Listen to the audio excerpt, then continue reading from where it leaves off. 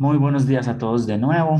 Esta es nuestra tercera sesión de clase, creo, y hoy básicamente comenzamos con el capítulo 1 del libro que nosotros seguimos. Eh, mi modelo pedagógico es muy ajustado al modelo de las universidades americanas en donde nosotros básicamente escogemos un libro texto y explotamos las funcionalidades que vienen en ese libro de texto. Entonces, hoy vamos a comenzar por el capítulo 1 de ese libro, pues básicamente para hablar de varias generalidades, ¿cierto?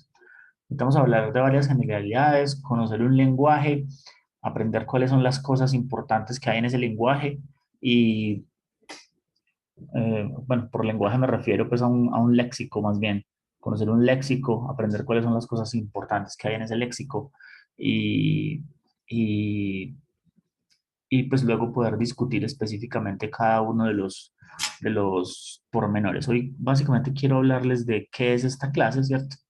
En el contexto de lo que vamos a hacer.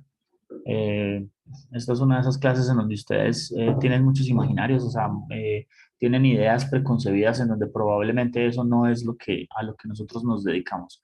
E inclusive en el transcurso de la clase pues es confuso. Eh, Les cuento, usualmente los usuarios se refieren a esto, los usuarios no, los estudiantes. Los estudiantes se refieren a esto como la clase de Python y en realidad no es una clase de Python. De hecho, comencemos con algunas definiciones, ¿cierto? Hablemos en principio de qué son ciencias de la computación.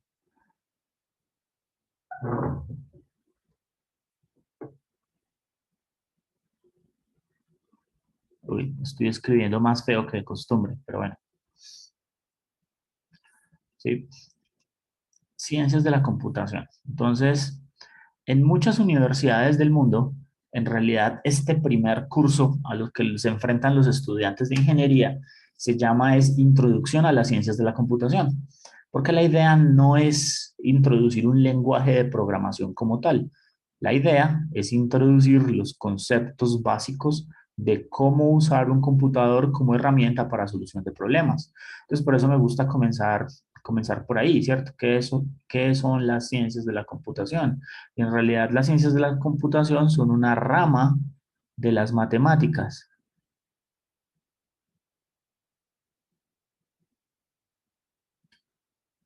que está encargada, ¿cierto?,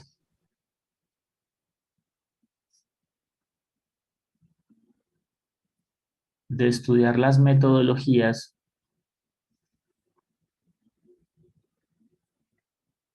de solución de problemas.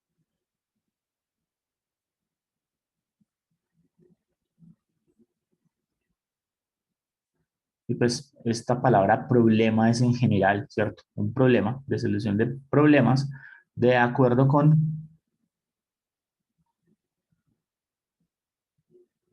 la clasificación, o creo que debería decir más bien de acuerdo con su, para referirme al problema, clasificación de dificultad.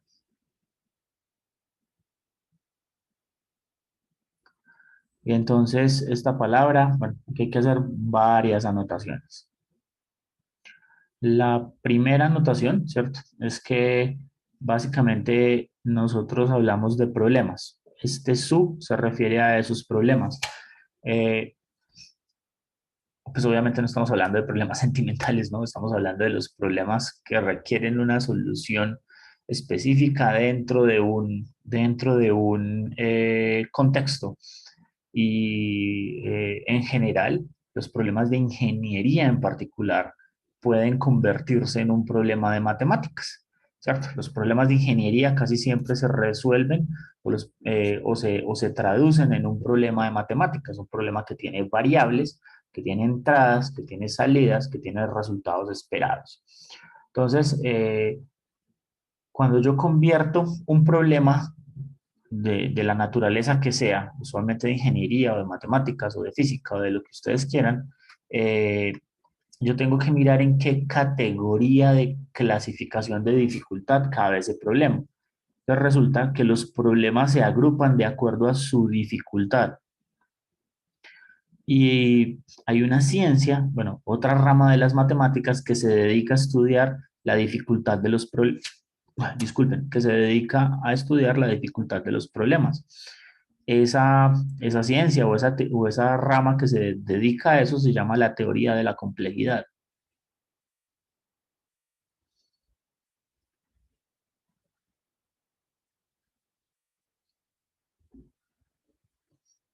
Y pues ha habido personajes en la historia que se han dedicado, pues básicamente, a desarrollar cada uno de sus componentes. O sea que de las ciencias de la computación yo les puedo decir que en realidad tiene poco que ver con el hardware. El hardware del computador, o sea, la máquina, la electrónica que se lleva por dentro, pues hace parte de otras ciencias, ¿cierto? Hace parte más bien como de las subespecializaciones en computación de las ingenierías electrónica, de la misma ingeniería de computadores. Yo hablo de ingeniería de computadores y de ciencias de la computación como dos cosas aparte. De hecho, en la mayoría de los países del primer mundo son dos carreras totalmente aparte, totalmente diferentes. La, las ciencias de la computación usualmente está en la Facultad de Ciencias, la ingeniería de computadores o ingeniería de sistemas que llamamos en Colombia, usualmente están en las facultades de ingeniería, porque el desarrollo de lo que buscan es diferente. En la ingeniería de computadores lo que se busca es crear infraestructura y crear sistemas de cómputo, crear sistemas de infraestructura para una empresa, para una compañía, para un problema, para una solución. O sea, eso es un problema de ingeniería. Mientras que las ciencias de la computación son un problema de ciencias, son un problema de matemáticas, en donde yo básicamente voy a estudiar o a crear métodos para solucionar problemas. Es esta teoría de la complejidad, pues es otro cuento. Hay de hecho cursos completos acerca de la teoría de la complejidad. Eh, si algunos de ustedes estudian la maestría en ingeniería eléctrica, vamos a hablar de esto, porque la teoría de la complejidad, pues obviamente soporta otras áreas del conocimiento, ¿cierto? Como por ejemplo la optimización. La optimización, pues básicamente es la ciencia que es una parte de las matemáticas que estudia encontrar la mejor solución a un problema. O sea, cuando un problema tiene múltiples posibles soluciones, optimización es la rama de las matemáticas que encuentra la mejor opción o el mejor resultado. Y pues obviamente algoritmia. De hecho, este curso se llama Algoritmia y Programación. El hecho de que las dos cosas estén en el título les debería a ustedes hacer pensar que son dos vainas diferentes, ¿cierto? Algoritmia no es lo mismo que programación. Aquí vamos a estudiar un poquito de algoritmia, pero en realidad es poco. Nosotros hacemos más énfasis en la parte de programación de computadores y en la solución de esos problemas a través de algoritmos conocidos. El curso de métodos y modelos computacionales que se dicta en la maestría en ingeniería eléctrica, ese sí tiene un componente de algoritmia muy fuerte, ¿cierto? Porque es donde ustedes en realidad aprenden a diseñar algoritmos específicos para la solución de esos problemas. Entonces, teoría de la complejidad sustenta esto, la clasificación de qué tan difícil es un problema. Eh, Siempre me gusta que se imaginen esa dificultad. eh, de hecho, lo primero en lo que uno se equivoca usualmente acá es pensar que estamos hablando de una dificultad similar a la dificultad humana, ¿cierto? Y pues en realidad yo no estoy hablando de qué tan difícil es un problema para el ser humano como tal o para nosotros cuando nos enfrentamos a él. Por ejemplo, el problema más difícil que hayan visto en la materia matemáticas 1, pues es el problema más complicado al que ustedes hayan enfrentado, pues al final es una serie de pasos metodológicos para llegar a una respuesta, ¿cierto? Y esa respuesta se puede calcular de forma secuencial y ustedes pueden encontrar siempre el valor aplicando las fórmulas correctas. Eh, Ese tipo de problemas se conocen como los problemas determinísticos y son los problemas más fáciles de la cadena de dificultad. Entonces, curiosamente, ¿cierto? Ese problema que es muy difícil desde el sentido de vista humano, ¿cierto? Por ejemplo, alguno de esos problemas de volúmenes de matemáticas 1 que se usan diferenciales para el cálculo del volumen de una superficie rara, pues eso le raya a uno la cabeza, ¿cierto? Pero toda esa rayada de cabeza en realidad para el computador no representa un mayor reto, es lo que quiero decir. Mientras que, por ejemplo, un problema tan simple como adivinar la clave del correo electrónico de alguien, ¿ustedes creen que ese es un problema fácil o difícil? O sea, desde el punto de vista humano, es un problema muy simple, simplemente necesito hacer intentos. Hacer un intento no es, hago otro intento, no es, hago otro intento, no es, ¿cierto? Y así sucesivamente hasta que haga un intento que sí es. Si, si la clave que yo estoy tratando de adivinar tiene básicamente tres caracteres o cuatro caracteres o cuatro números, por ejemplo, la clave de una tarjeta de banco que solamente tiene cuatro números, pues ¿cuántos intentos tengo que realizar? Una clave de banco que tiene cuatro dígitos numéricos, ¿cuántos intentos antes de poder encontrar la clave correcta yo tendría que realizar?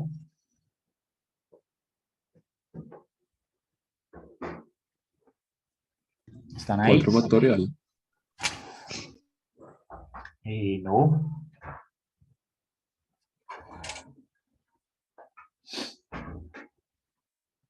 no porque los números se pueden repetir, ¿cierto? O sea, yo puedo poner 8, 8, 8, 8 o 5, 5, 5, 5. Entonces es más simple que eso, ¿cierto?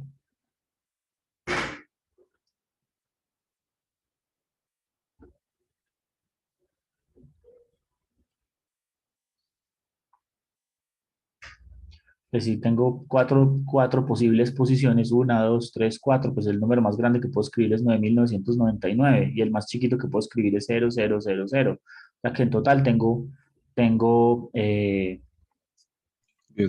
10.000 combinaciones, ¿cierto? Un computador puede probar 10.000 combinaciones en un segundo. O sea que en realidad ese no es un problema difícil y eso es lo que yo les estaba tratando de decir desde el punto de vista humano.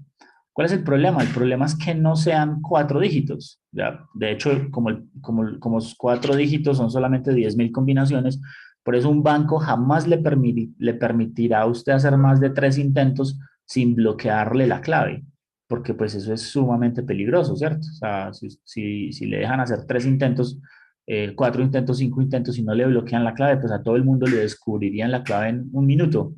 Mientras que por eso es que se ponen otras salvaguardas, ¿cierto? Usted puede usar una clave corta de solamente cuatro dígitos, pero después de tres intentos se la bloqueó y tiene que ir al banco y la tiene que desbloquear y tiene que poner otra, porque pues si no la seguridad de esa clave estaría comprometida. Pero pues, por ejemplo, para una clave, para el password de su correo electrónico, pues no existen esos límites. Entonces, ya estamos hablando de cientos y cientos y miles de posibles combinaciones. Eh, entonces, ese problema en donde hay cientos y cientos y cientos de miles de combinaciones, ya es un problema desde el punto de vista del computador muy difícil, porque para hacer los cálculos, pues usted tiene que básicamente explorar todo el posible espacio de resultados, tiene que probar todas y cada una de las posibles combinaciones. Y probar todas y cada una de esas posibles combinaciones es muy difícil. Entonces, la teoría de la complejidad eh, pues, clasifica la dificultad de un problema no de la forma intuitiva humana en como uno diría que es un problema difícil, sino de la forma en que el computador tiene que hacer intentos para poder encontrar el resultado. Ese es básicamente el resumen para televisión pues, de lo que es esa clasificación. No sé si alguien tiene alguna pregunta o algún comentario hasta ahí.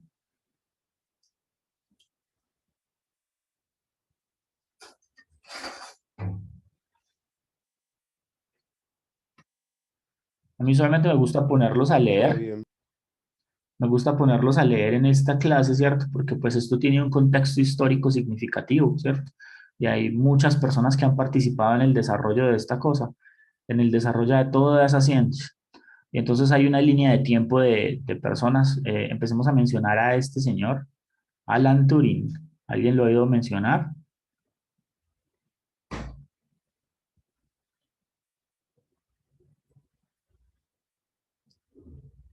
Nadie ha oído mencionar a Alan Turing. Profe, a mí sí me Profe, parece haberlo escuchado, pero no recuerdo muy bien cómo en qué. profe. Profe, él no es el del código Enigma. Sí, señor, él es el del código Enigma, exactamente. ¿Alguien sabe? Bueno, en realidad el código no es Enigma, ¿cierto? Enigma es la máquina que se usó para descifrar la criptografía alemana. O sea, Alan Turing era un miembro civil del Real Ejército Británico. Era profesor de matemáticas y analista criptográfico del Ejército Real de la Reina Isabel. Bueno, no, mentira, no sé cuál reina era la que había. Sí, creo que la Reina Isabel, ¿no? Esa señora tiene tiene toda la historia del mundo. Y básicamente la tarea que el ejército aliado le encargó a Alan Turing fue la de descifrar las comunicaciones alemanas. Las comunicaciones pues viajaban por ondas de radio, o sea que usted podía escuchar el canal. eh, los aliados escuchaban las transmisiones alemanas, solamente que no las entendían. ¿Ya? Pues pasaba la información y la información viajaba con, con un código secreto, pues que no había forma de entender. Pues lo que hizo este señor Alan Turing fue lo que hoy en día se conoce como un ataque estadístico. O sea, él cogió y modeló matemáticamente el idioma alemán, ¿cierto? O sea, le hizo un modelo matemático a las obras literarias más famosas publicadas en alemán. Mm, Por decir algo, es como si hubiera cogido del idioma español el Quijote de la Mancha y otros libros adicionales, probablemente más contemporáneos, y con todos esos libros hizo un modelo matemático del idioma. Y luego cogió la información que venía encriptada por el canal encriptado de los alemanes y le hizo un modelo matemático a esa información encriptada. Y luego cogió los dos modelos y los comparó. Y entonces se dio cuenta cómo eran las transformaciones entre un modelo y el otro. La cosa es que eso lo hizo Alan Turing en 1940, ¿cierto? En donde prácticamente lo que él hizo fue crear una vaina que se llama la máquina de Turing. Y la máquina de Turing es el primer modelo matemático de lo que hoy en día es un computador. Y no solamente él desarrolló el modelo, sino que también construyó la máquina. O sea, para su máquina de Turing, él cogió y se encerró en un laboratorio de estos dentro de una estación del ejército y construyó la máquina. Y la máquina pues era mecánica, utilizaba rodillos, cintas, relevadores, y un montón de artefactos mecánicos en donde pues todo se iba moviendo a cierto compás. Esa máquina era como un enfermo grave, necesitaba mantenimiento, necesitaba muchas personas dedicadas a mirar que todo funcionara correctamente. Eh, o sea que Alan Turing, para solucionar ese problema que le dieron, pues prácticamente sentó las bases de lo que hoy en día es la arquitectura de los computadores. O sea, este señor diseñó la máquina de Turing y la máquina de Turing es un modelo matemático completo acerca de lo que es computabilidad. Y de hecho, esta teoría de la complejidad de la que estoy hablando acá utiliza como modelo matemático para representar la complejidad de un problema la máquina de Turing. Pues ese es todo un cuento pues muy establecido. O sea que él prácticamente diseñó eso, ¿cierto? Y miren que entonces primer problema al que se enfrentaron, por el cual prácticamente se tuvieron que inventar un computador para solucionarlo, ya era un problema avanzado, era un problema de optimización muy complejo y en algunos aspectos un problema de inteligencia artificial. Alan Turing, de hecho, también sentó las bases de eso que se llama inteligencia artificial hoy en día. Está acreditado con un montón de cosas que se llaman como, por ejemplo, el test de Turing, cómo determinar si usted está hablando con una máquina o con un ser humano. Eso es lo que, bueno, hay versiones light acerca de eso, como por ejemplo las captchas.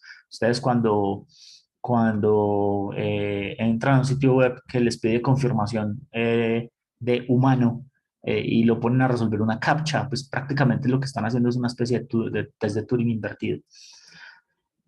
Eso está publicado. Alan Turing publicó gran parte de su trabajo en una de las revistas más importantes de filosofía de la época, ¿cierto? No habían revistas especializadas por temas. La revista Mind. Y el paper más famoso que tiene Alan Turing se llama The Imitation Game, el juego de la imitación. Eh, que así hay una película, ¿cierto? La película se llama El juego de la imitación, solamente que en la versión en español de la película creo que la llamaron El código Enigma. Horrible, ¿no? Pero el nombre original de la película es El juego de la imitación, que es el mismo nombre del paper de Alan Turing. Después de la forma en cómo hubo que montar esa máquina, que hubo que montarla pues absolutamente mecánica, a pedal, muy difícil de montar, pues obviamente hubo mucho desarrollo. Eh, Muchos años después, ya para los años 60, eh, hay una fotografía muy famosa de una oficial del ejército de los Estados Unidos que se llama Margaret Hamilton. Si ustedes buscan en internet la fotografía de Margaret Hamilton, ella se para al lado del programa que escribió para el control de trayectoria de la misión Apolo 11. ¿Saben qué es la misión Apolo 11?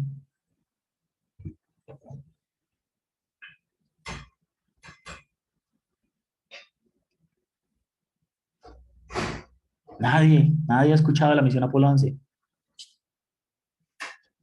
Profe, yo he escuchado, pero en el momento no me acuerdo específicamente qué era. Pero sé que fue un viaje al... Es que no me acuerdo si fue al espacio o a la luna. La misión, A la luna, A profe. la luna. la misión Apolo, ¿cierto?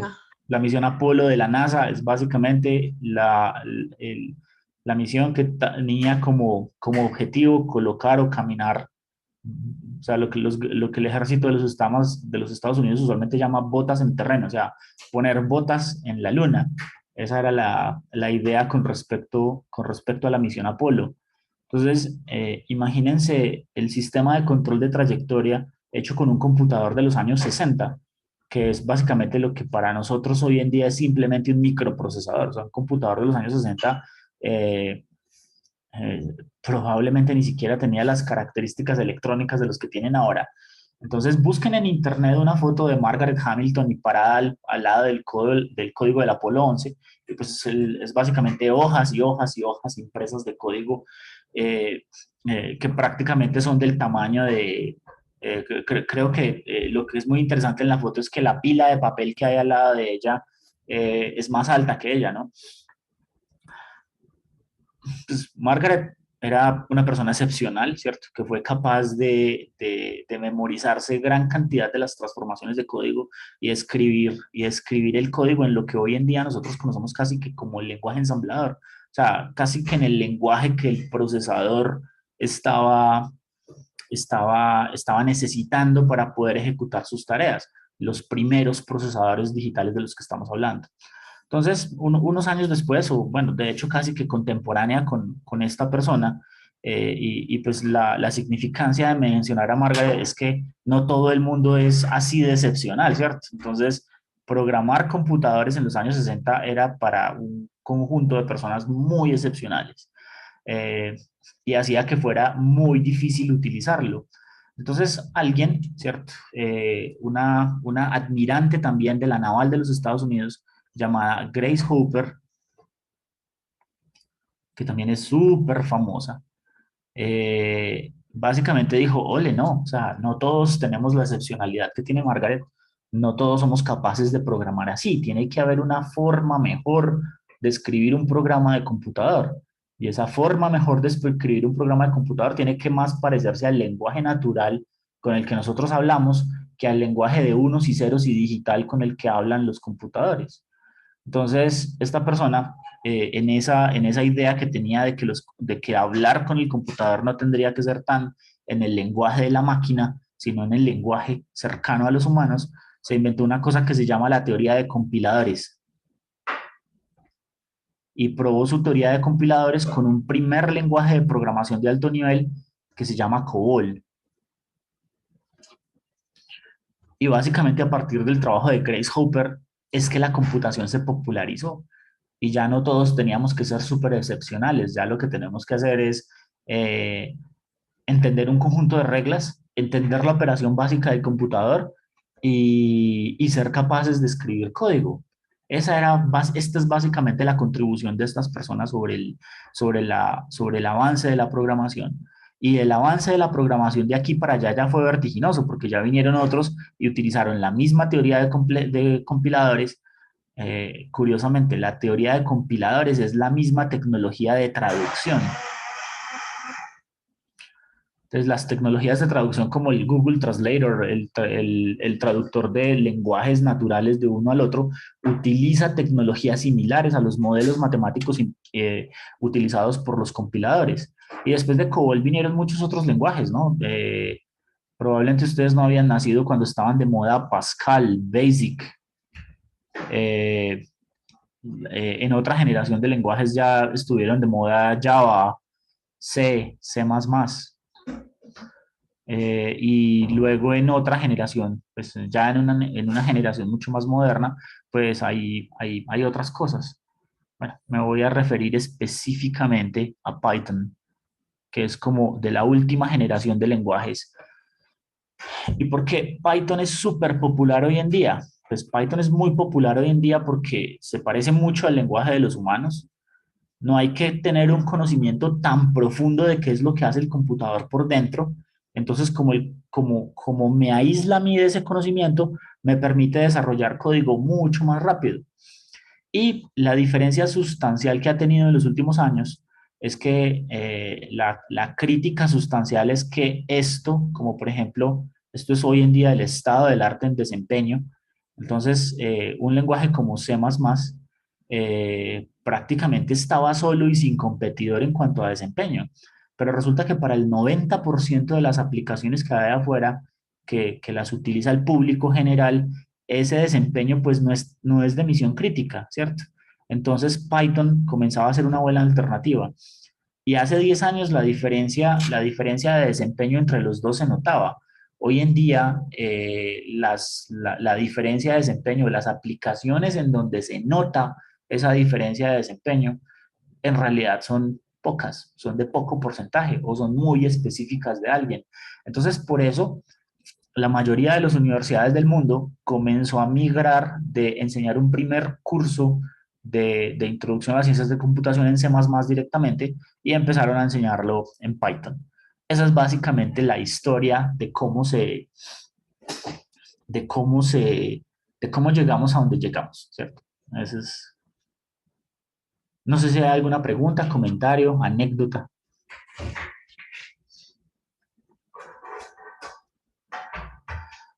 En alguna clase alguna vez me preguntaron, profe, ¿y usted en cuál de todas esas, pues en esa escala del tiempo, porque pues esta es la escala del tiempo, ¿en dónde se unió a las ciencias de la computación? Ah, miren, por acá.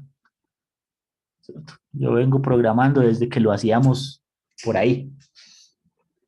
Más o menos, Pascal era famoso en 1985.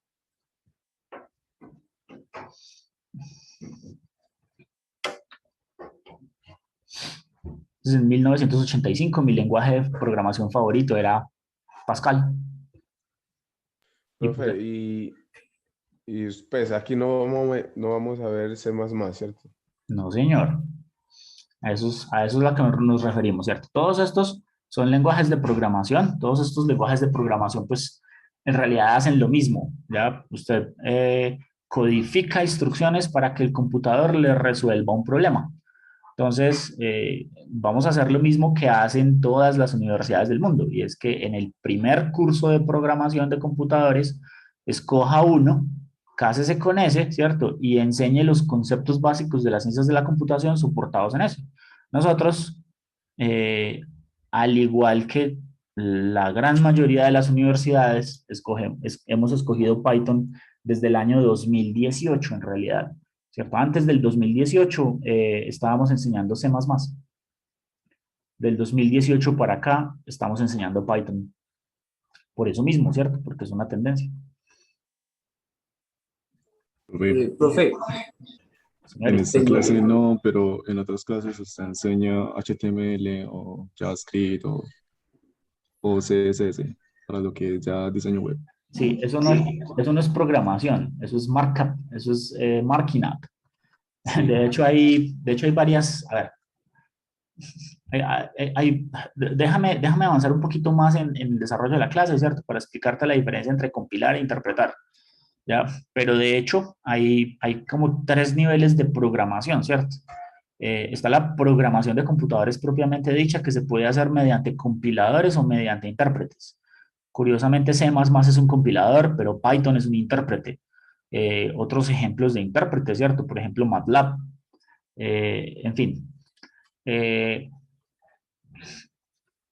Adicional a eso, ¿cierto?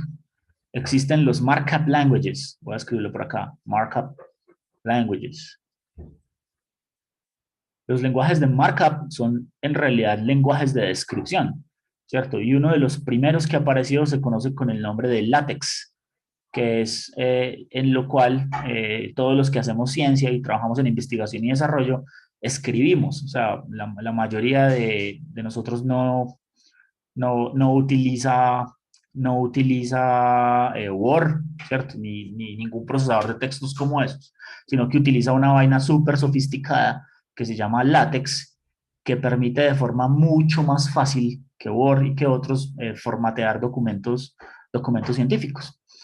LaTeX es uno de los primeros programas de formateado de descripción, ¿cierto? Entonces, ¿por qué se llaman lenguajes de markup? Porque pues en realidad lo único que usted hace es colocar lo que usted quiere escribir, cómo lo quiere escribir, involucrar componentes de multimedia, como por ejemplo audio, video, fotos, etcétera, etcétera, y describirlo de esa manera. Sino que LaTeX obviamente es muy adecuado para editar libros y artículos científicos, pero por allá, en algún momento, a finales de los años 70, principios de los años 80, un científico dentro no sé si han oído hablar de este lugar que queda en la frontera entre Suecia y Francia, que se llama The Large Collider Hadron, como la traducción en español sería como el colisionador de hadrones, algo así, que es básicamente un laboratorio gigante donde hacen experimentos de física de partículas. ¿Saben de qué hablo? CERN. Eso se llama el CERN, Sí, señor. ¿cierto? En ese laboratorio, por allá, tenían algunas dificultades a finales de los 70, principios de los 80, para, para de hecho mantener la información, ¿cierto? O sea, tenían una gran cantidad de información y la necesitaban documentada y la necesitaban accesible para todo el mundo, a toda hora, en todo lugar. Entonces, uno de los físicos de ese laboratorio cogió ideas de látex e ideas de otros lenguajes que estaban en ese momento y se inventó una cosa que se llamaba el HTML, que se llama el HTML. HTML significa Hypertext Markup Language, o sea, es un lenguaje de markup, es un lenguaje de descripción. O sea, técnica, o sea, si nos ponemos técnicos, muy, muy técnicos, escribir HTML no es programar, es describir, ¿cierto? Porque usted lo que hace es que tiene una idea de diseño gráfico y utiliza los códigos de HTML para describirlas. El compañero acabó de mencionar otras tecnologías, ¿cierto? Esas tecnologías básicamente se derivan de ahí, ¿ya? Y existe una tecnología de estilos de cascada que básicamente lo que permite es dar formato. En LaTeX eso se conoce como el document class. Y en HTML se conoce como el CSS. En HTML también empezaron a aparecer plugins. O sea, cosas que usted podía empezar a conectarle al sistema para poder que los ejecutara. Dos plugins muy básicos que empezaron a aparecer desde muy temprano, los CGIs y el JavaScript. SQL cuenta como un plugin o eso es aparte. Eso es aparte. SQL, PHP y todo eso ya es solamente bases de datos, ¿no? Exacto. Lo que pasa es que aquí en la mitad, ¿cierto? Aquí en la mitad entre la programación muy dura, ¿cierto? Y la descripción netamente dicha, pues existen un montón de cosas, ¿ya? Entonces, por ejemplo, alguien utiliza un motor para guardar tablas, ¿cierto? Entonces, hace muchos años, ¿cierto? En la época de Pascal había un programa muy famoso que se conocía como Lotus. Esa vaina comenzó a evolucionar y se dieron cuenta que primer y principal problema para la distribución de esos datos es que todo estaba centralizado. Entonces necesitaron descentralizarlo, ¿ya? Y para descentralizarlo o distribuirlo, pues la mejor opción que existía en ese momento en Internet era utilizar un servidor, una estructura que se llama cliente-servidor. Pues en la estructura cliente-servidor, usted tiene un programa en un computador que le está preguntando cosas a otro programa que está en otro computador. Esa es básicamente la estructura cliente-servidor. Esa es la estructura que utiliza HTML, ¿no? HTML tiene un servidor donde están los documentos HTML guardados y muchos clientes que le preguntan a ese servidor por esos documentos HTML. De la misma manera, ¿cierto? Así como usted le pregunta por documentos al sistema, usted también podría tener la necesidad de preguntarle por datos, de preguntarle por todo un conjunto de datos. Entonces, hace mucho tiempo también se inventaron una forma de hablar, de que el cliente y el servidor hablaran a través de los datos. O sea, HTML es para describir el aspecto visual de un documento, mientras que SQL significa Structured Query Language, o sea, algo así como lenguaje de preguntas estructuradas, sería la traducción más básica. Pues SQL es un lenguaje de preguntas estructuradas que básicamente se utiliza principalmente para que un cliente le pregunte a un servidor de bases de datos por algún dato en particular o por alguna cadena de datos, ¿cierto?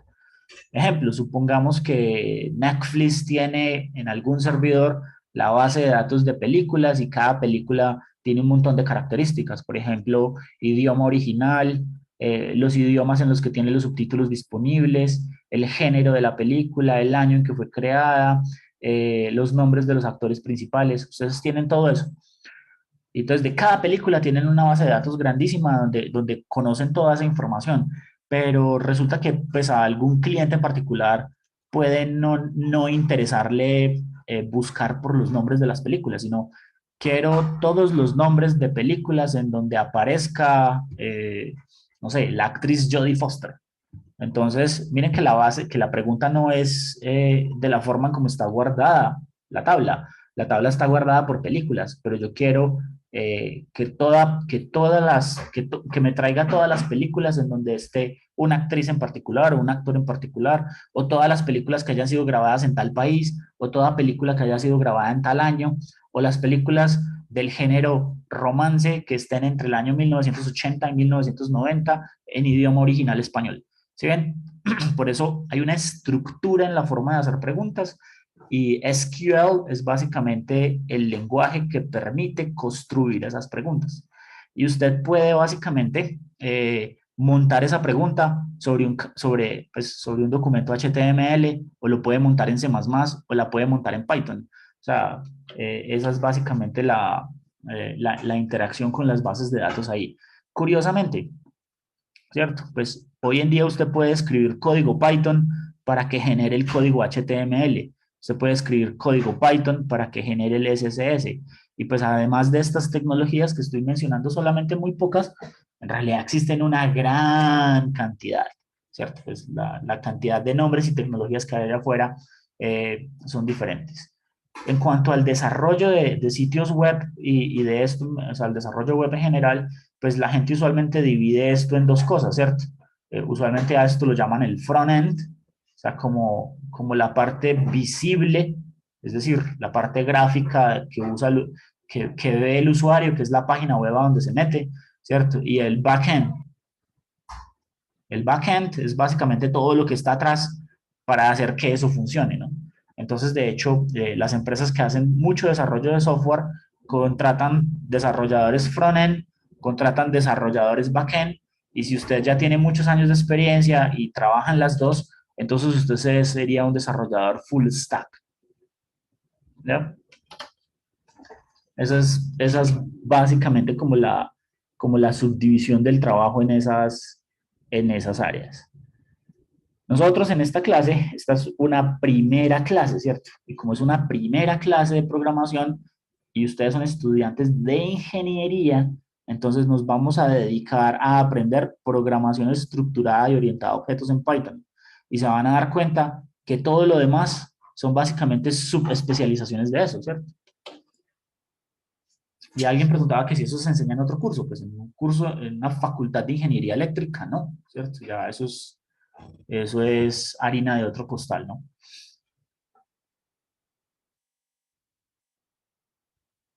¿Más preguntas?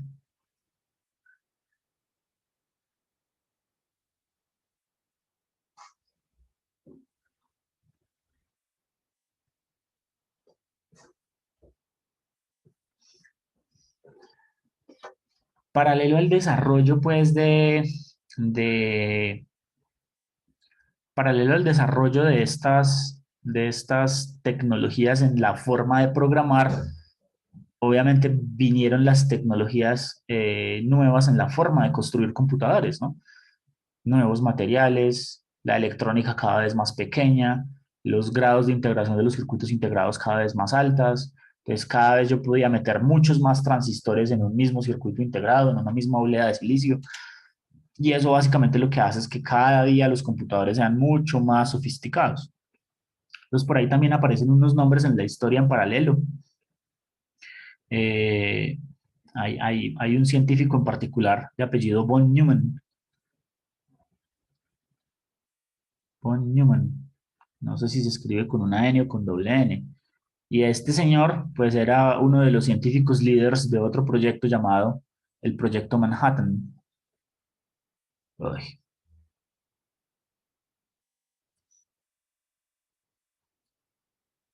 Eh, Manhattan, eso. Díganme, por favor, que han escuchado hablar del Proyecto Manhattan.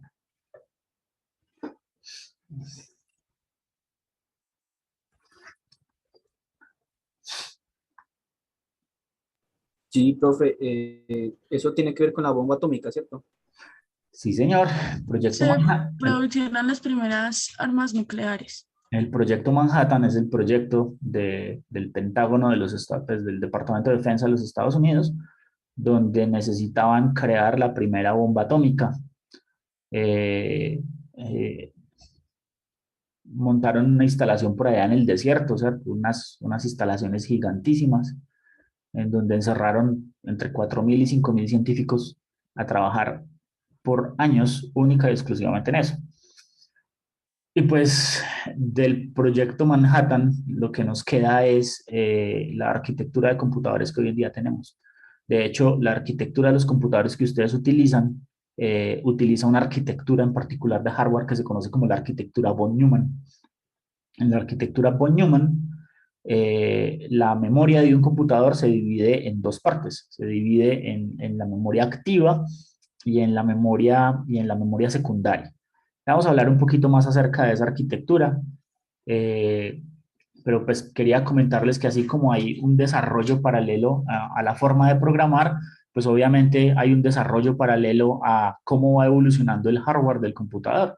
Y pues históricamente pues se le reconoce a von Neumann el desarrollo de esas primeras arquitecturas. Más preguntas por acá. Miren qué triste, ¿no? ¿Cierto? O sea, es Segunda Guerra Mundial, la Guerra Fría. Pues básicamente todo este desarrollo humano viene desde allá, ¿no?